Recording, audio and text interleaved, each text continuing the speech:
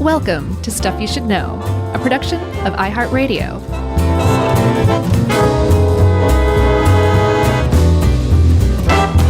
Hey, and welcome to the podcast. I'm Josh, and there's Chuck and Jerry's here too, and this is Stuff You Should Know podcast. How you doing? I'm good. I'm good. You? I'm sleepy. Oh, are you? Yeah. I'm a little beat myself. Is it just life, or did you stay up till 5 a.m. drinking? No, it's just hitting right around the old nap time, so you know. I'm with you. Yeah. Do you ever doze off while you're studying? No, but I still try and catch a short nap every day, and on recording days that sometimes happens, but today I was not able to. Gotcha. Well, we'll retire eventually. Just hang in there. I'll sleep when I retire. Hey, so what do you want to talk about today? I prepped for a show on Jane Goodall. So did I. And she's the best. She is. She is widely, roundly, basically globally, universally probably seen as essentially a great person. Yeah, I think she's cherished, and for good reason. After, did you watch the documentary for this at all, by the way? No, I didn't. The feature one from 2017, Jane? Yeah. Yeah, no, I didn't. It's great. It sounds great. I read a lot about it, as I do, but I haven't seen it yet. I'll have to watch it still. Yeah, it's really good. Highly recommended if you're listening, and if this, hearing about her, inspires you to learn more at all, because it's a great documentary of footage, beautiful color film stock from back then when she was doing her studies, and it's not like narrated. It's narrated just by her thoughts and this beautiful score, and it just shows it. It's just really, really lovely the way it plays out. That's awesome. Yeah. I heard the car chase in the middle is really great too. Didn't expect it, but very good. So, drive. Yeah. So we're talking Jane Goodall. For those of you who don't know who Jane Goodall is, she is one of the world's foremost renowned primatologists. Mm-hmm. And she did it the old-fashioned way by going out into the jungle and learning as she did. It's called the School of Hard Knocks, I think. Yeah. That's the thing about Jane Goodall. She had a high school education when she started.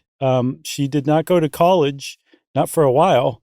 And a guy named Louis Leakey, a famous anthropologist, took a gamble on her on purpose because he was looking for somebody who could, who was not trained, purposely not trained, so that they weren't bringing a bunch of preconceptions to them to study chimpanzees. And Jane Goodall fit the bill, as we'll see. She's loved animals since she was a kid. And after just a few months, started excelling at it and eventually changed how the world sees chimpanzees. We didn't know much about them before. We had a lot of assumptions about them. And Jane Goodall showed that they were just let's just turn those on their heads. Yeah. How's that for an intro, baby? That's pretty good. Thank you. Do we get more specific even? Oh, I thought we'd get specific as we went along, but sure, go ahead. Yeah, so she was born in 1934 in England to her mother, Margaret, and her father, Mortimer. Go ahead and forget I even said Father Mortimer, because he was not around much, and he does not figure much in her story. He divorced when Jane was but 16. But especially after watching this documentary, if we're going to salute Jane Goodall, we are going to have to salute her mother, because her mom was the one who was like, hey, you want to figure something out? Then go figure it out and go learn it and go do, instead of talking about something. Go out and do it, because no one else is going to do it unless you do it. And who cares that it's the 1940s and 50s? Who cares that you're a young girl? Just go out and do it, Jane. By God. And she did. Yeah. She very famously encouraged her to go dance on the rain, feel the rain in her skin, because no one else will do it for you. That's right. And like you said, and this is what maybe set her apart from other scientists at the time. She loved and loves animals, like capital Love. And that sort of flew in the face of the dispassionate history of how you study animals. Yeah, biologists typically approached animals totally detached, totally unemotional. They were You're kind of aware. supposed to. That was how they were trained to. And it makes sense in a way because there was a widespread fear, and there apparently still is, among, hardcore biologists and other ologists that study animals, that we humans have just a great propensity for anthropomorphizing animals. And how can you study animals if you're just essentially presuming that they're behaving like humans? You can't, if they're doing something that's actually not human-like and you're just misinterpreting it, you're being misled by your anthropomorphism. So there was a real, the workaround that they figured out was to just look at them dispassionately. They're just animals. I don't care what their names are. I don't care anything about them. I'm just going to study them as dispassionately as possible in the hopes of preventing from anthropomorphizing. That was the predominant view. And again, it still kind of is. It's complete hogwash. The idea that there's just no inner lives to animals. And apparently there's still some academics that cling on to that. But it does make a little bit of sense where if you're worried about projecting your own feelings and values and emotions and thoughts onto the animals you're studying, then just don't get attached to the animals. And that's what she entered into. You know what you said? What? That they don't care what their names are? Well, I'm sure they have names like Ragnar the Conqueror is probably a pretty regular name for a cow. I would think so. But you're right. But she flew in the face of that. She loved animals as a child. She would just spend hours and hours and hours as a young girl drawing animals, talking about animals, writing about animals, and not just, birds are fun because they fly, like observing them like a little miniature scientist. So she had recollections about bringing worms to bed when she was a toddler, like one of her first memories. Another was when she went to watch a hen laying an egg and like document that whole process. Spent 5 hours in a hen house as a young girl, and her parents couldn't find her, and her mom, called the cops. They thought she had wandered off.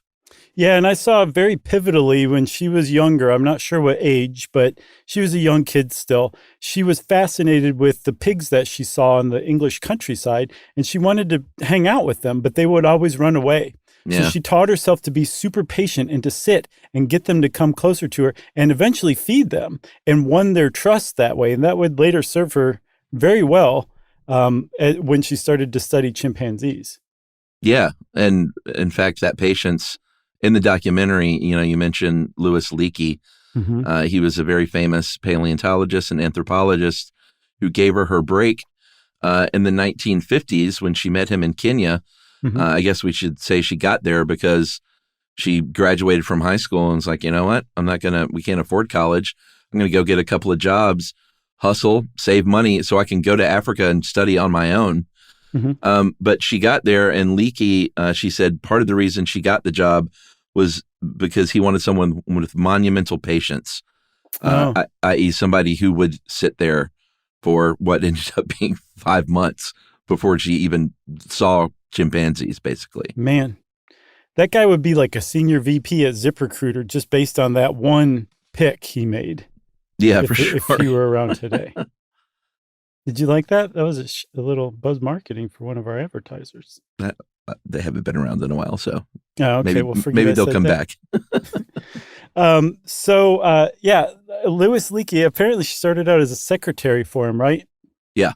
And then I guess he found out that she wanted to do animal studies, and he said, okay, here's your chance. I'm going to send you to Tanzania to study chimpanzees. We don't know much about chimpanzees. We want you to go find out all about them. And so at age 26 in 1960, she arrived in Tanzania with her mom because the Tanzanian government, I believe it was still a colonial government at the time, if not, then at least a transitional government still. They required a chaperone for someone in her position. So she brought her mom along, who'd been a great supporter and booster all her life, like you said. And they also, very importantly, had a cook who was a local named Dominic.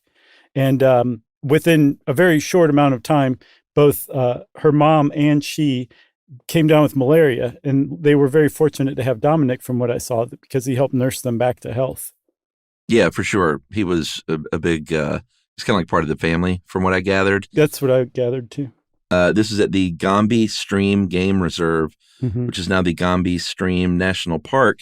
Nice. And her mom didn't stay too long. She was there about 4 months. But while her mom was there, she helped set up either set up or work with a medical camp there to help provide, medical services to locals. So her mom was getting in there, getting her hands dirty. Yeah. Eventually would leave to go back to England. And Jane stayed there. She was not with Leakey.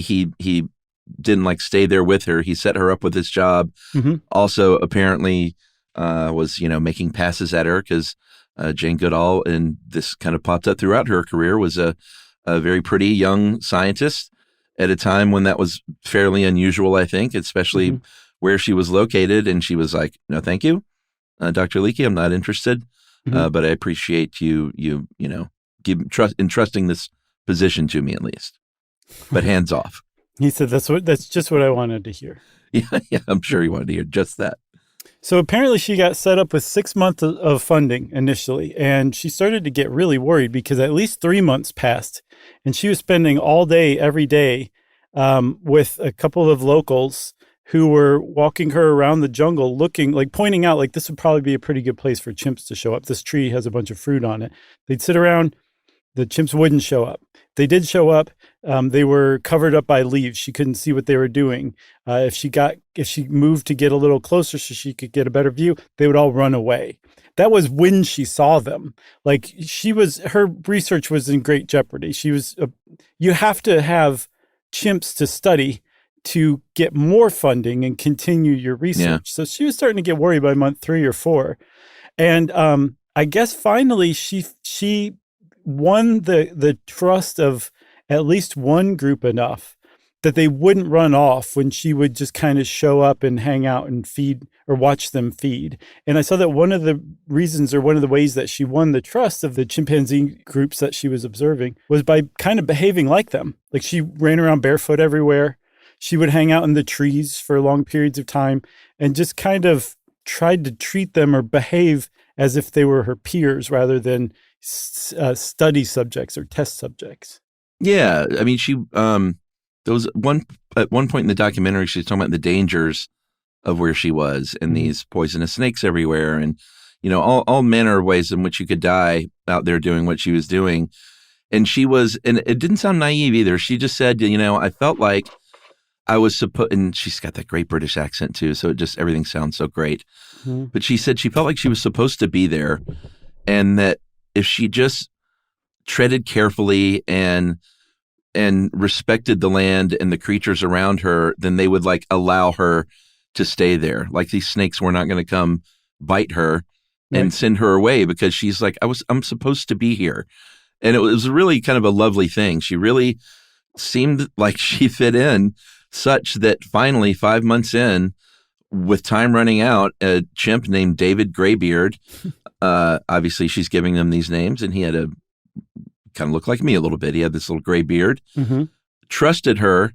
He was the first one of that group, allowed her to get closer and closer and closer. He eventually stole some bananas, came back for more bananas, and he was the one that said to the other chimps, "Hey, this lady, she's not too bad. Look at her. She's over there in a tree. Bananas. She's hanging out."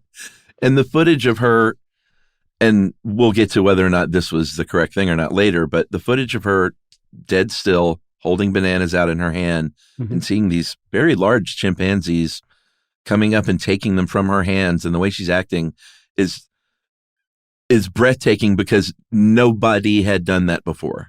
Yeah, I was going to say, today you could see somebody doing that, and the reason why you could see someone doing that is because Jane Goodall was the first to do it. Exactly. So she had no idea. She had no frame of reference for whether they were going to be violent toward her or whether they were going to throw their poop at her or whatever. She had no idea. So that was a real risk that she was taking by interacting with them that directly.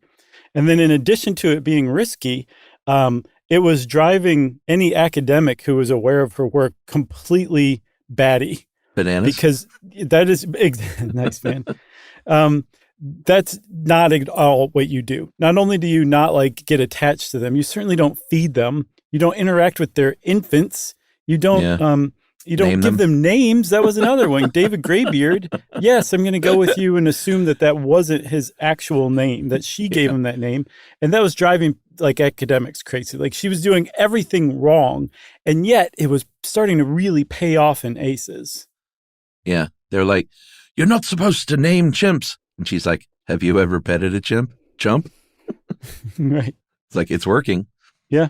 It really did work. Like largely thanks to David Graybeard, at least at first, who, like you said, this lady's all right. And then her patients, and then her feeding them an endless supply of bananas.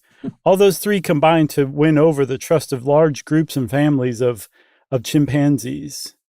Should we take a break? I think we should. All right. We'll be right back with more on Do You Know Who right after this.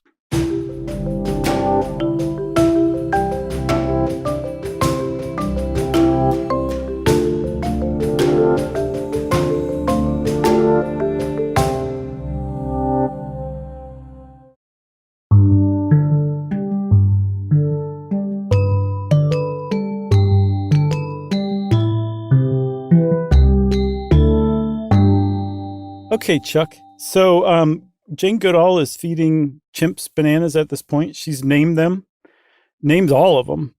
I mean, she really kind of had to get very creative with the names because she would identify a family lineage by like a letter.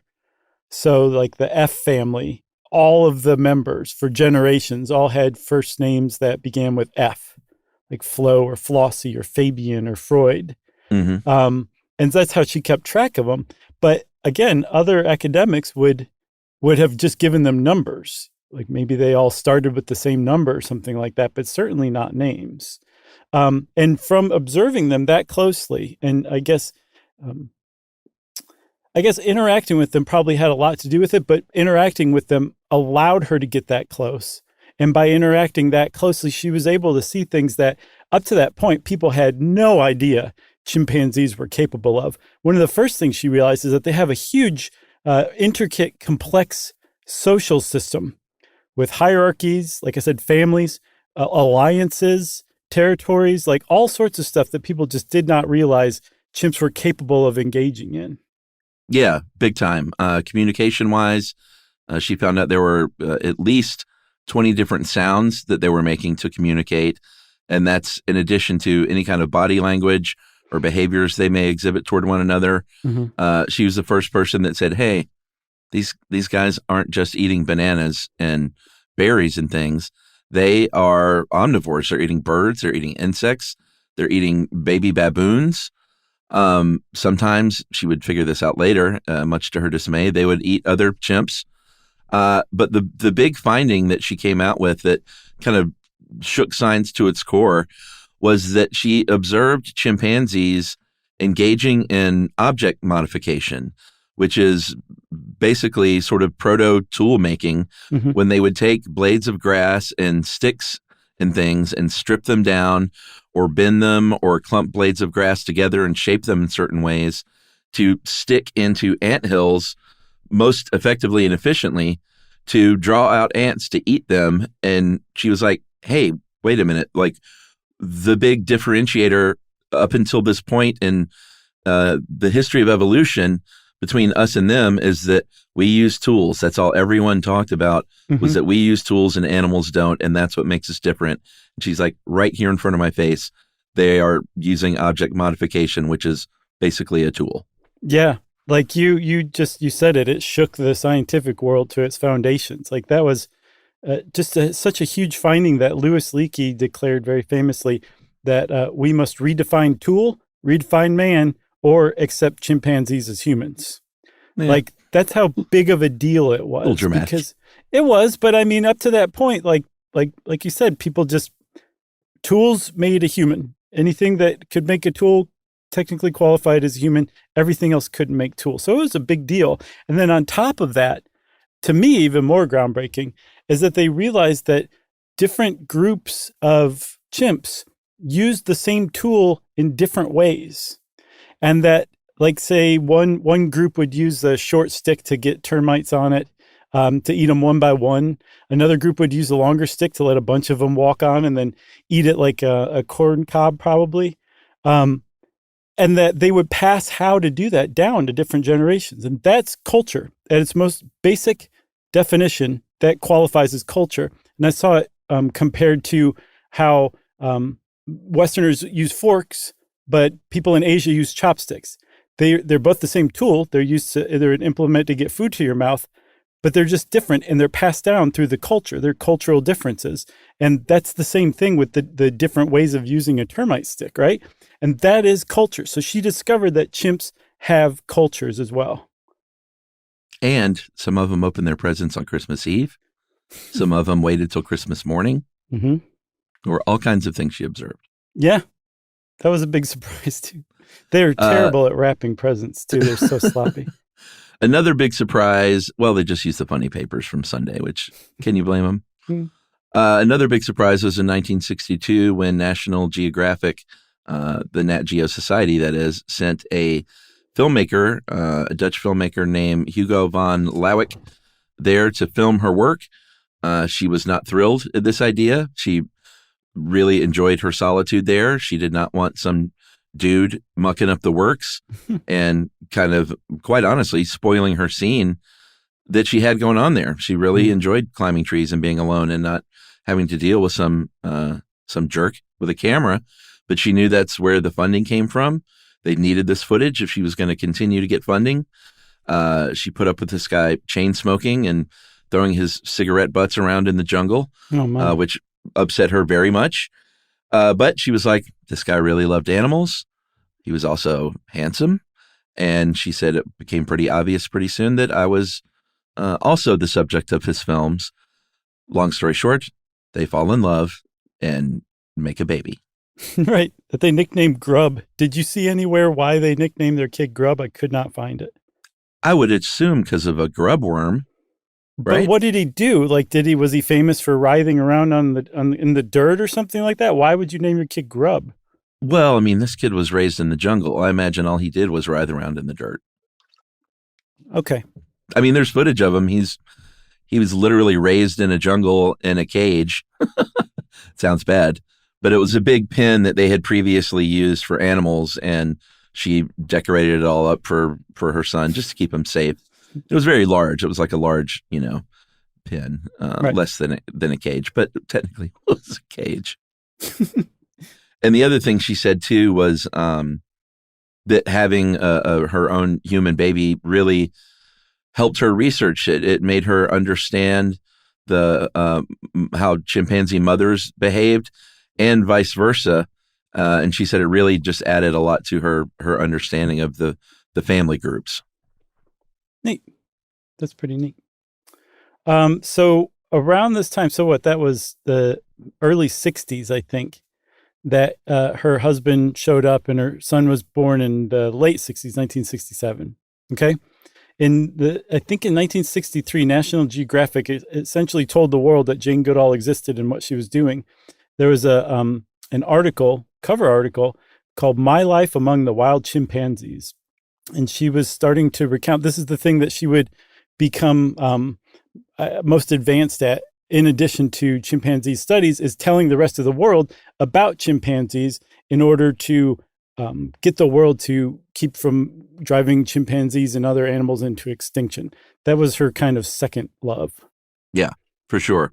And again, they started, the fact that she was an attractive young woman came up in the press, and the articles were framed as, Beauty and the Beast and Nat Geo cover girl and stuff like that, which it bothered her some, but she did realize that got more attention and that inspired young women to develop interest in science and stuff like that. Mm-hmm. And so she was like, it's fine. This is what we're dealing with here in the 1960s, and it's bringing, attention to my cause.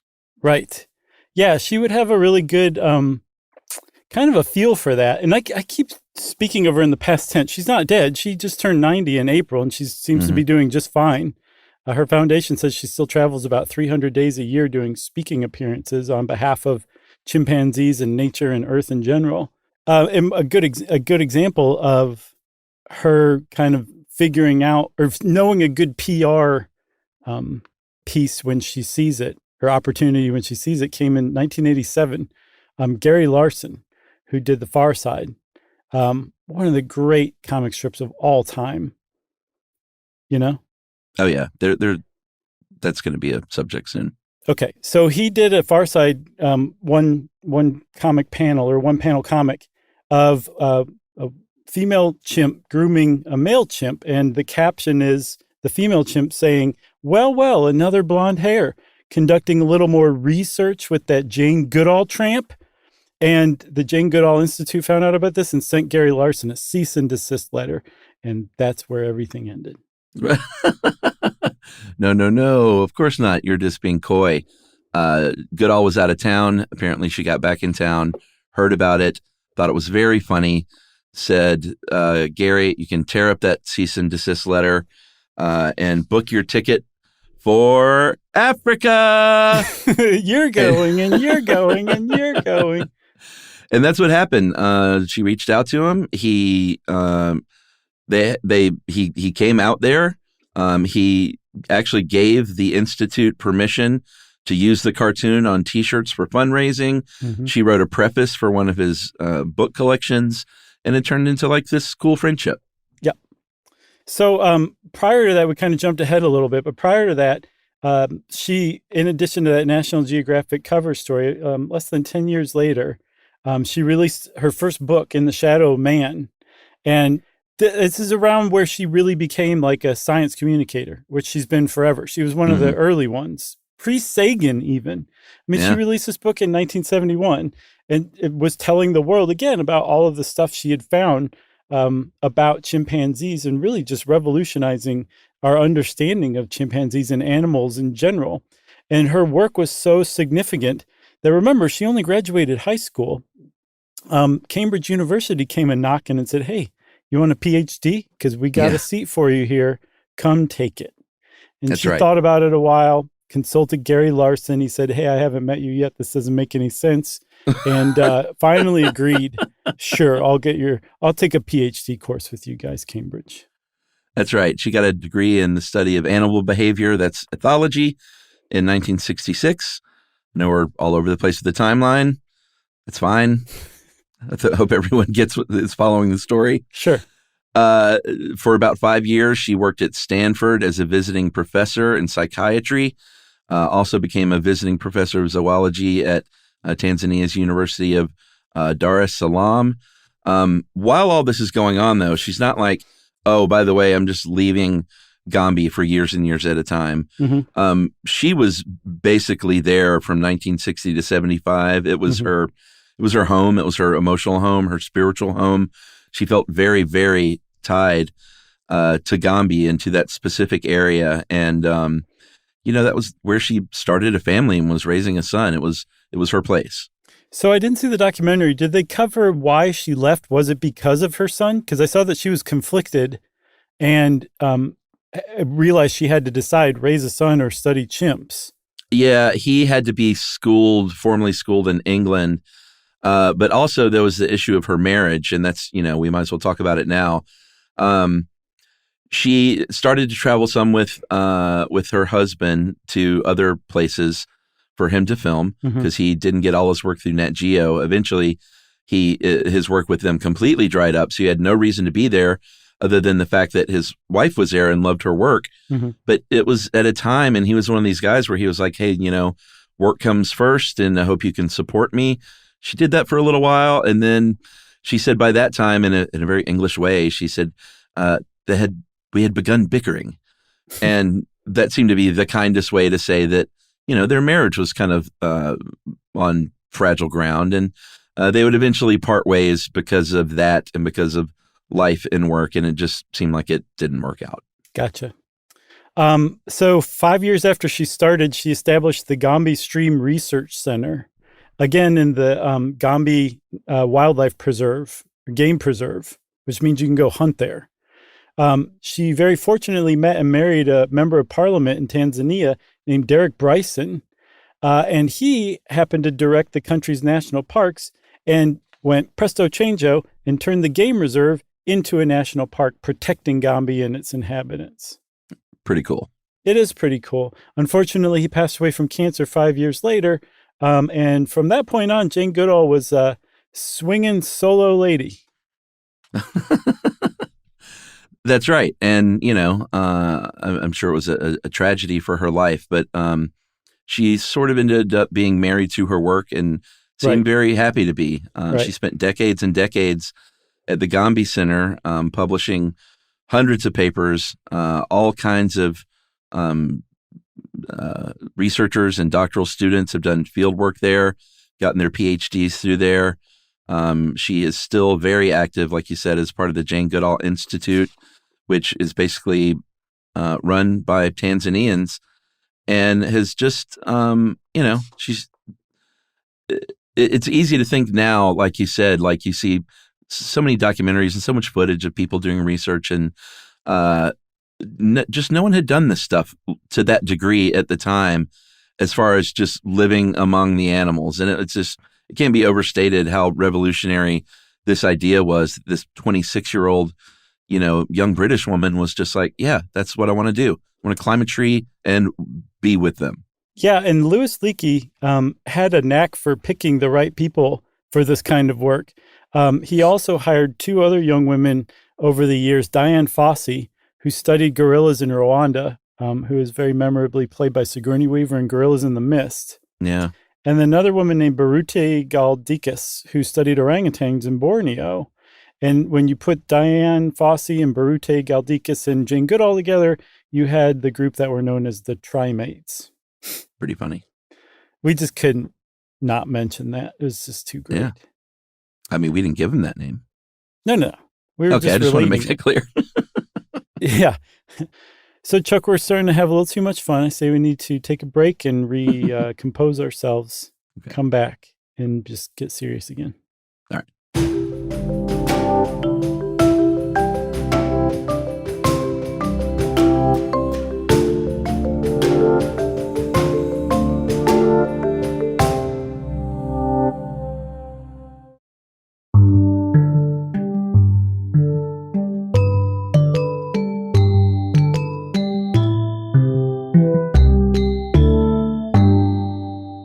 All right. So earlier in the episode, you mentioned a family made up of the letter F.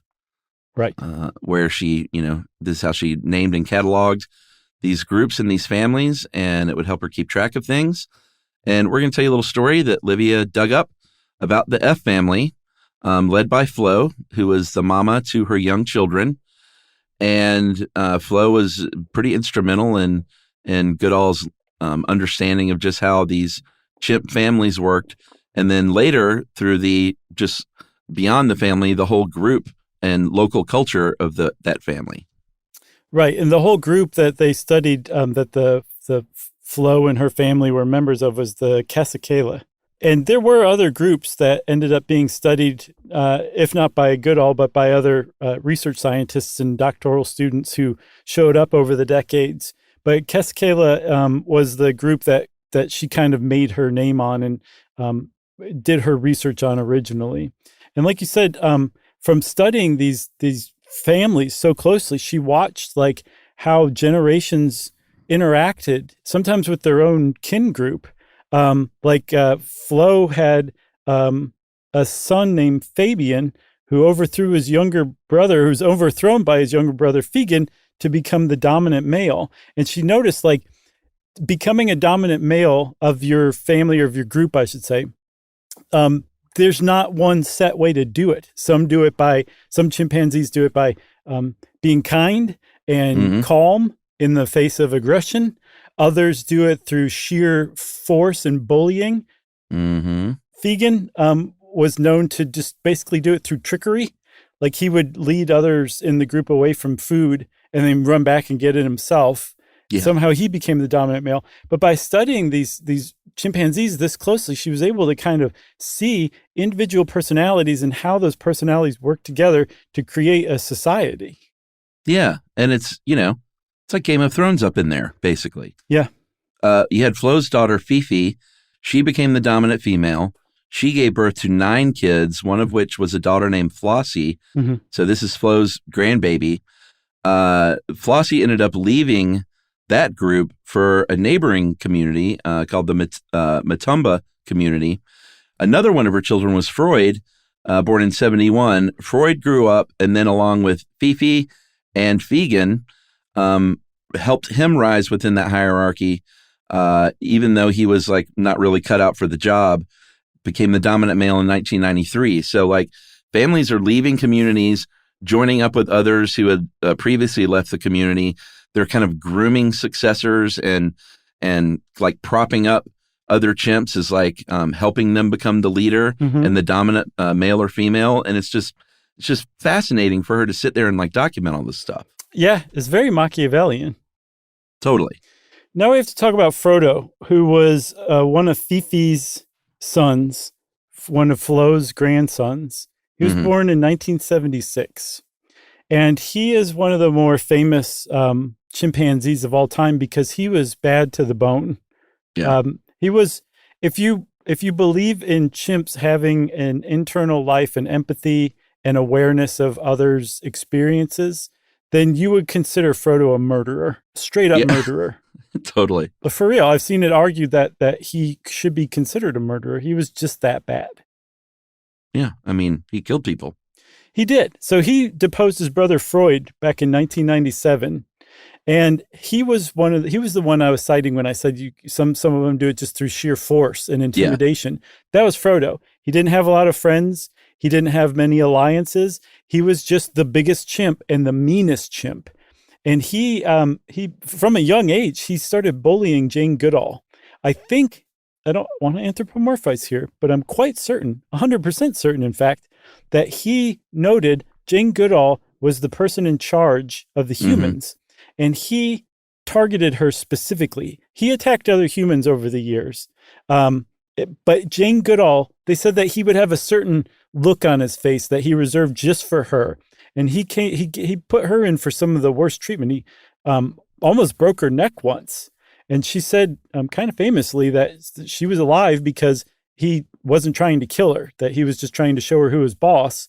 And that if he wanted her dead, she would be dead right now. Which, again, not to use the A word, but it sounds like he had respect for her. Yeah, in a way, like a kind of a backhanded way, I would say. He allowed her to live. Right, I guess so. Or maybe he needed her. He let Gary Larson live in 1988 when Gary Larson got his arm yanked, giving him a legit injury. So that happened as well. But very sadly, Frodo was probably most well known for killing a toddler, a 14-month-old. In 2002, it was the daughter of a park attendant who was visiting with his wife, and he killed this 14-month-old and partially ate this 14-month-old. And people spoke up and were like, hey, you need to kill this chimp and take him out. And Jane Goodall went to bat for him. And it's like, basically, it's a chimp being a chimp. And we're the ones that are here. And, there's cars killing kids all over the place. Go out and take all the cars away. That's called a straw man argument. It is. There's the thing, though. Remember I said I saw it argued that like Frodo should be considered a murderer, or certainly could be. Yeah, I think the same person who made that argument had been a researcher at Gombe, and argued like, yes, we need to kill Frodo. He's a murderer. Like he did that. He knew what he was doing. He's a murderer. We need to put him down. And she argued that they intervened when the chimps were starving. They intervened when they needed medical attention, but they're not going to intervene when a chimp murders a human baby. It just seemed like a pretty good argument, I think. At the same time, though, if you're Jane Goodall and you're like, well, chimps are kind of like humans and humans are kind of like chimps, we don't kill Frodo when he eats chimp babies, which they do. So why would you do that for a human baby? Seems a little out of touch to me with, human society in general, but I guess I get both sides in that case. Yeah, I mean, that's one of the things we should talk about, I guess, is that later in her career, she basically said, hey, if I had it to do over again, I would do it differently. We probably should not have been feeding these things bananas. We probably I shouldn't have been holding baby chimps like they were human babies and petting them and stuff. And I should have maybe been a little more dispassionate in my work, because if you want, really accurate data and results, like, again, you shouldn't be handing them food and stuff. So, she came clean about the things that she felt like her missteps over the years as a researcher. So I take my hat off to her for that. And very sadly, it looks like, it's possible at least that their interactions, they're just merely being there, could have been one of the factors in what was known as the Chimpanzee War, right, when in 1971, there was kind of a full-on war between two groups of chimpanzees that played out right in front of our eyes. Yeah, so the dominant male of the Cassicaela group died, and I guess he was holding the glue together. This guy was like Tito or something, and the group splintered. I think 9 adults and their kids said, we're going to form our own group, and they took over the southern half of the range. And the original Cassicaela, or the remaining Cassicaela, they stuck to the northern part of the range at first. I think over the years, the males started making aggressive sounds and gestures to one another. And it became clear that they were no longer treating them as a kin group. These were no longer friends, even though they had been super tight friends when they lived together. These were now enemies and trespassers and encroachers. And the whole thing came to a head starting in 1974 when Goody, one of the members of the tribe that had broken away and took up in the south, was just sitting there eating fruit. And 6 Cassicaela males ambushed him, and he tried to get away, and they got him, and they beat him to death over a period of I think, about 10 minutes. And that kicked off what are known as, like you said, the Chimpanzee War. Yeah. And then other wars had been documented since then in different areas between different groups. And like I said, part of the reason was they were being sort of choked out by human development. Part of it was because there was a more stressful atmosphere, though, right, with people there watching and observing and doing what she was doing. So I'm not going to say that really tarnished her work. If anything, it did show that they observed something else that they didn't know had previously happened, which is they could be very territorial and go to war like this. But since that time, she has just been a tireless advocate for animals over the ensuing decades, like you said, into her early 90s now, with the Jane Goodall Institute that is based in Virginia, has 20 offices around the world, and she continues to write books and speak and do TED Talks, and she's just still kicking it. Yeah, she had a podcast called the Jane Goodall Hopecast that she launched during the pandemic. And then as soon as she could stop, she stopped. The last episode came out in 2022. She's very famously, her quote was, "That sucked." Yeah. By the way, when I said she's still kicking it, I meant kicking butt, like not just kicking it on the couch. That's what kicking it really means. Kicking it old school. Yeah, no, she's just still very active, and I just have a lot of respect for the lady. She's awesome. Yeah, she is an awesome person. And yeah, she gets criticized by people in academia still. But like I said at the outset, the world loves her. Like, she's done so much good that whatever missteps she has or whatever weird side she takes in moral quandaries, like, the world just forgives her. It's Jane Goodall. She does good for the planet and has the whole time, essentially. Agreed. If you want to know more about Jane Goodall, there's a lot to read about her and by her, and you can listen to her Hopecast. I presume they didn't erase all of the episodes. And in the meantime, while you're looking all that stuff up, let's go ahead and kick it old school with listener mail. I'm going to call this the Ballad of Grit, because that is what Ed calls it. Okay. In the subject line, hey guys, I'm a self-described man of grit, I should say. I've never considered myself a conscientious person to the full meaning of the word, However, I do consider one of my strengths is being responsible. My opinion is that it's an insult for a gritty person to be confused with being conscientious. Conscientiousness is a luxury for the already bright-minded person, in my opinion. I believe most intelligent people who are successful are equally gifted with conscientiousness. Grit, on the other hand, is the ugly twin of conscientiousness. It's the path less traveled to success. It's how I got through college to earn an engineering degree, even though I graduated with a low GPA, barely scraping by in many classes, and had to retake some because I didn't pass to begin with. My road was less traveled, and it was a tough one. I worked 40 hours a week for 5 years while I supported myself in college. Man. And I was compared to my peer graduates with whom lived at home with their parents, who had the funds to build proper projects for courses. Grit is invisible, guys. It can't be measured. It comes from within. Grit is what you have when you succeed without conscientiousness. Love the show. That is from Ed. I think Ed is a pseudonym for Angela Duckworth. I think this is Angela Duckworth writing in. It's a good email. Yeah, that Good is for a you, good Ed. email, Ed. Good for you for persevering. Hats off to you, man, for sure. I admire anybody who worked to put themselves through college. That's really something. Oh, like me? Yes, I admire you for that.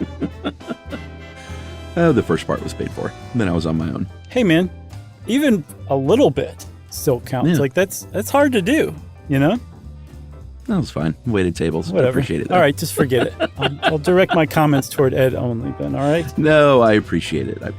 If you want to be like Ed and give us an email to argue over, we love that kind of thing. You can get in touch with us via stuffpodcast@iheartradio.com. Stuff You Should Know is a production of iHeartRadio.